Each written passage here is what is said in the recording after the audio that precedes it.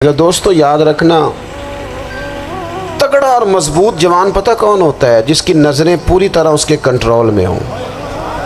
یہ علامت جوانی ہے۔ جس آدمی کا پوری طرح دو لوگ دنیا میں کبھی کوئی کارنامہ سر انجام نہیں دے سکتے، ایک جو حرام کھاتا ہو، ایک جس کی نظر ناپاک ہو۔ محمد بن قاسم جب یہاں آئے تھے نا تو ایک دن بڑے پریشان تھے، تو ایک بزرگ کہنے لگے آپ کیوں پریشان ہیں؟ کہنے لگے راجہ دہر سے مقابلہ ہے اور ہماری فوج تو سندھ کے رستے بھی نہیں جانتی، زبان بھی نہیں جانتی، لڑیں گے کیسے؟ دو چار دن کے بعد ان بزرگوں کی دوبارہ محمد بن قاسم سے ملاقات ہوئی تو بڑے خوش تھے۔ کہا اب آپ کیوں خوش ہیں؟ کہنے لگے وہ میرا مقابلہ نہیں کر سکتا، میں نے تحقیق کر لی ہے۔ کہا کیوں؟ کہنے لگے نظر کا گندہ ہے، اور جو نظر کے گندے ہوتے ہیں وہ میدانوں میں ٹھہرا نہیں کرتے۔ میدان کے لیے نکلنے کے لیے پاک جوانی کی ضرورت ہوتی، تطہیر مزاج ہونا ضروری ہوتا ہے، پاکیزہ افکار اور سچی اور سچی ستھری سوچوں کا ہونا ضروری ہوتا ہے۔ اس لیے فرمایا کہ میرا مقابلہ نہیں کر سکتا۔ حضرت عبداللہ بن حذافہ کمرے میں تھے تو وزیر کی بیٹی اندر سجی سنوری پہنچ گئی۔ جیسے ہی آپ نے اس کفر کی چال کو دیکھا تو تیمم کر کے نفل شروع کیے۔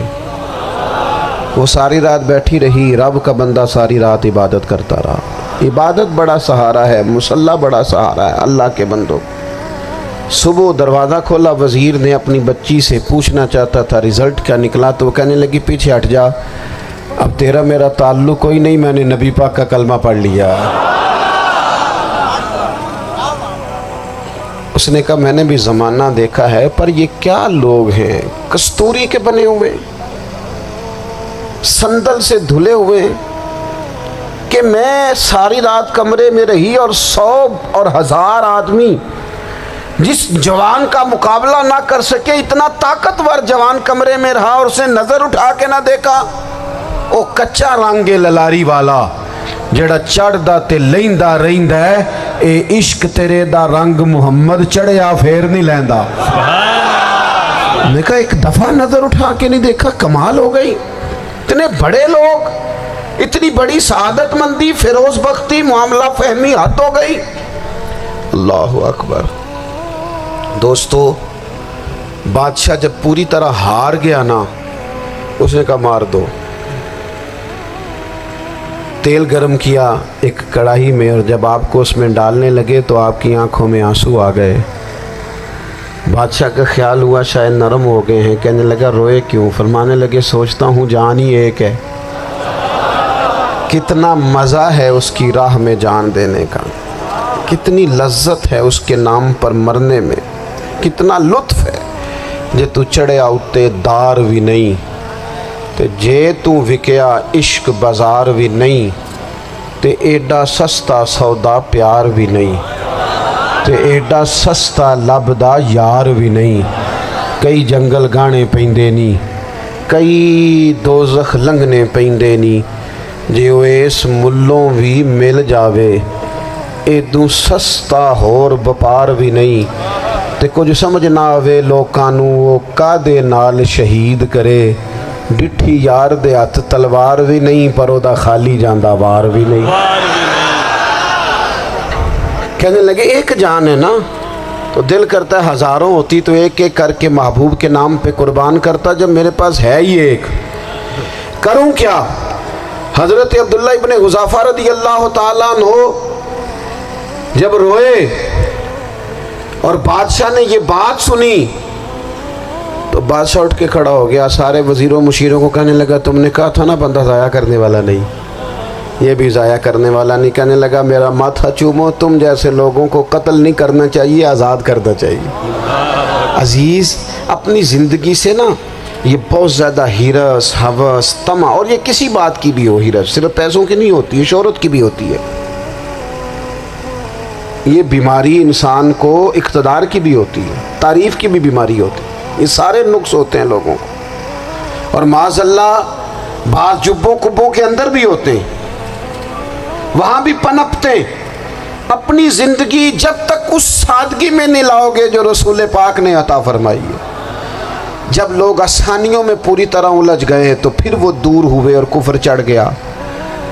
دوسری بات، اللہ کے محبوب صلی اللہ تعالی علیہ وسلم کی محبت ہم سے تقاضا کرتی ہے کہ ہم اس مشن کے لیے کام کریں جس مشن کے لیے رسول پاک نے کام فرمایا ہے۔ ہم سارے کام بڑی مضبوطی سے، سوچ سمجھ کے، تدبر سے، حکمت سے، تقاضوں کو مد نظر رکھتے ہوئے کرتے ہیں سارے کام۔ دین کے کام میں ہمارا مزاج نہیں ہوتا، او ہو جائے گا جی، آپ بسم اللہ پڑھیں جی، شروع کریں جی۔ آپ تقاضوں کو سمجھیں، چیزوں کو دبائیں نہیں، چیزوں پر غور کریں۔ کسی کے ذہن کی سطح پر سوال ابھرتا ہے، اس کا تسلی بخش جواب دیں۔ اپنی زندگی میں دین کے کام کے لیے اپنے آپ کو وقف کریں، اور دین کے کام کے بہت سارے پہلو ہیں۔ ہزاروں لوگوں کو قرآن پاک ٹھیک پڑھنا نہیں آتا، ہزارہ لوگ ہیں جو قرآن مجید کے مطالب سے آگاہ نہیں ہیں، دین کی بنیادی ضروریات سے لوگ نابلد ہیں۔ میں آپ کو کس طرح یہ بات سمجھاؤں کہ ہزاروں کی تعداد میں طلاقیں اس لیے ہوتی ہیں کہ مردوں کو طلاق کے مسئلے نہیں آتے، انہیں پتہ نہیں ہے کہ مجھے حقوق زوجین کے معاملے میں کیسے چلنا۔ ڈھیر سارے گھروں میں تباہی اس لیے ہے کہ تربیت اولاد کا دینی منہج ہمیں نہیں پتہ۔ اپنا حصہ ملائیں دین کے کام میں۔ ایک آدمی کو اگر تو نمازی کرنے میں کامیاب ہو گیا، تیری زندگی بدل گئی۔ وہ دین بیزار لوگ جو ہمارے بیچ بیٹھ کے ہماری نوجوان نسل کو پگڑی اور داڑھی کا نام لے کے بنیادی طور پر دین سے دور کرتے، ایسے نوجوانوں کو دین کا پیغام محبت دے کر دین کے قریب کرنا ہماری ڈیوٹیوں کا حصہ ہے۔ ہمیں ذمہ داری کا احساس کرنا پڑے گا، ہمیں یہ خاص قدم اٹھانا پڑے گا، توجہ دینی پڑے گی۔ مساجد، مدارس، میں آپ سے عرض کروں، اتنی ڈٹ کے مخالفت ہوتی ہے نا مدرسوں کی، اتنی ڈٹ کے۔ میں ادارہ چلاتا ہوں، اس کے چلانے میں جو مشکلات ہیں وہ تو ہم بتا نہیں سکتے آپ کو، اس لیے کہ میری قوم، میرا اس قوم سے تعلق ہے جو نعت خواں امیر کرنا چاہتی ہے، مدرسے نہیں۔ ہاں، نقیب خطیب پیدا کرنا چاہتی ہے، شعر و شاعری کی زندگی کو پروان چڑھانا چاہتی ہے۔ فقط ہمارا ان لوگوں سے تعلق ہے جو لاکھوں کروڑوں روپیہ محافل پہ لگائیں گے، اور قاری صاحب بیچارے اگر مسجد کا کوئی ہونے والا کام کسی وقت بتا دیں گے تو وہ بڑی مشکل آ جائے گی ان کے لیے۔ یہ کیسے ہو سکتا ہے، آپ نے یہ ڈیوٹی بتا دی؟ مدارس، اور جتنا اہم رول دین کو پھیلانے میں مدارس اسلامیہ کا ہے، اتنی زبردست، لوگوں کا خیال ہوتا ہے میری طرح کے لوگ شاید کام کرتے ہیں، ڈیوٹی کرتے ہیں۔ یہ 10-15 لوگ آپ کو نظر آتے ہیں جو آپ کو کہیں میڈیا پر یا ادھر ادھر ڈیوٹی کرتے، مخلص لوگ اپنی جگہ پہ، وہ بھی بڑا ہی کام کر رہے ہیں، جو میڈیا پہ آ کے بھی اخلاص سے اور درد دل سے کو دین کی، ان کی بھی کسی بات کی حوصلہ شکنی نہیں۔ لیکن ہزارہ اساتذہ جو مدارس میں بیٹھ کے پڑھاتے ہیں، جنہوں نے وہ سارے لوگ تیار، آپ سمجھ نہیں سکتے کتنا بڑا کام۔ حفظ کا استاد جو ہوتا ہے نا، اس کی ڈیوٹی 24 گھنٹے ہوتی ہے، فجر سے پہلے، اور اس نے بچوں کو اٹھانا ہے۔ تنخواہ تو ہم انہیں دینا نہیں نہ چاہتے جی، تنخواہ نہیں دے دی انہوں نے، ہمیں مولوی امیر نہ ہو جانا۔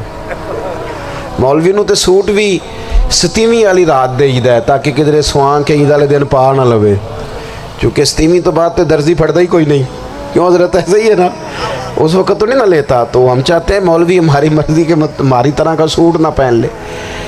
مدارس کی مضبوطی، آپ یہ دیکھ لیں، یہ صلاح الدین ایوبی کا تعلق بھلا کس چیز سے تھا؟